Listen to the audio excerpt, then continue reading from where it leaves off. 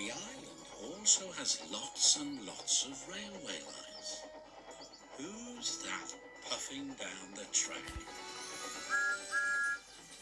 It's Thomas.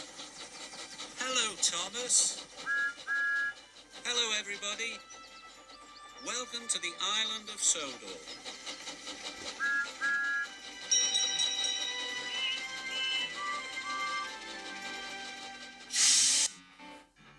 Edward is the same colour as Thomas and the same size as James. He can pull carriages and push trucks.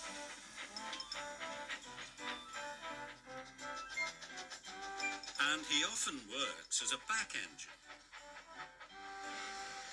But Edward is old and not as strong as the other engines, so sometimes Edward feels left out. The Duke and Duchess of Boxford came to visit their new summer house. They came on their own private engine called Spencer. Spencer is big and silver and very fast. When Spencer pulled into Knapford, his driver had exciting news for him. "You have beaten Gordon's record," he said. "Of course," boasted Spencer. "I'm faster and finer than all the engines on Sodor put together." The Fat Controller's engines were very cross. "Spencer's just a big silver show-off," sniffed Gordon, and everyone agreed. The Fat Controller spoke to the engines. "Spencer will take the Duke and Duchess to their summer house. Another engine will take their furniture." The Fat Controller's engines saw their chance for a race. "Please, sir," said Thomas, Percy, Gordon and James, all together. "May I go?" "You all have other work to do," boomed the Fat Controller. "Edward will take the furniture." James and Gordon groaned. "Fancy sending a back engine to do an express engine's job," sniffed Gordon. "He'll lose the race and let the old railway down," said James. Thomas and Percy were cross. Edward was their friend. "Spencer has a bigger boiler," said Thomas, "but that just means more hot air." "And on his steam he can beat a pouty puffer any day," added Percy. Edward set off, slow and steady. "Will do my best, will do my best," he puffed.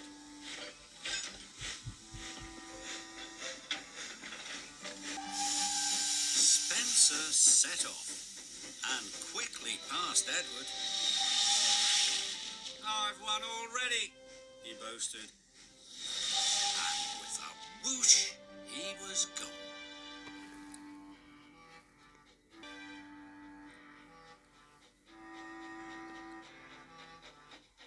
Edward came to the bottom of a steep hill. The freight was heavy and he felt very tired.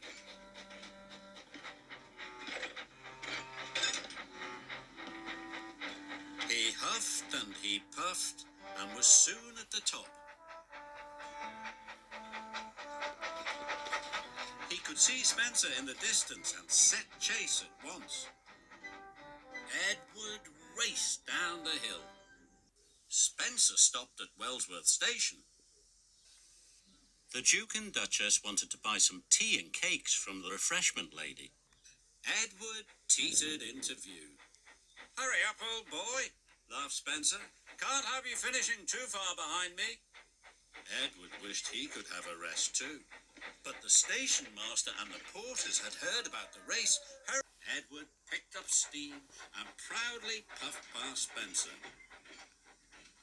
But then the Duke and Duchess finished their tea, and Spencer was off in a flash.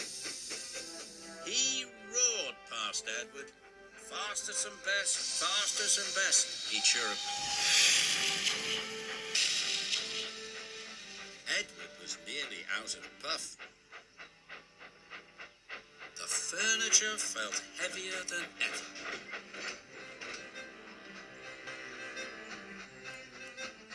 Up ahead, Spencer had to stop. The Duke wanted to take some photographs of the countryside. The Duke set up his camera.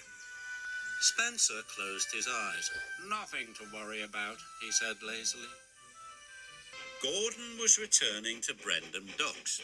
He passed Spencer and knew Edward must be losing the race. "Edward is a waste of steam," he sniffed. But when Gordon passed Edward and saw how hard he was trying, he felt bad about what he had said. "Well done, Edward," he called. "You are a credit to the railway." Edward was so happy his boiler tingled. He found puff he never knew he had. The Duke and Duchess had finished taking photographs and were back on board.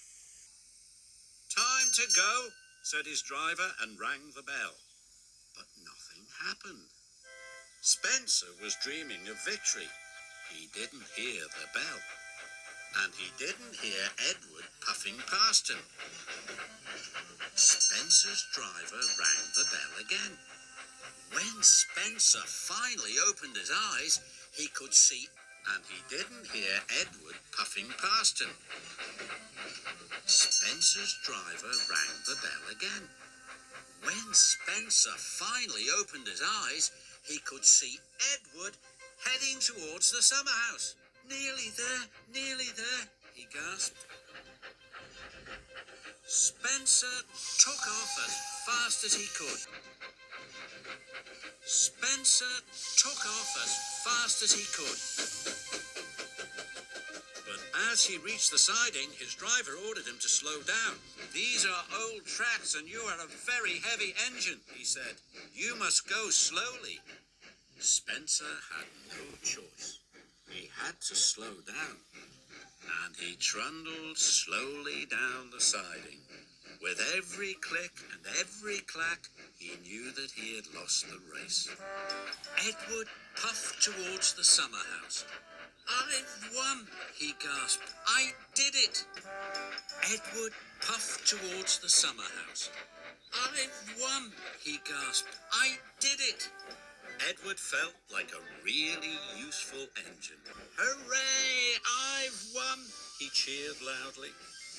Edward felt like the pride of the Sodor Railway. And he was right.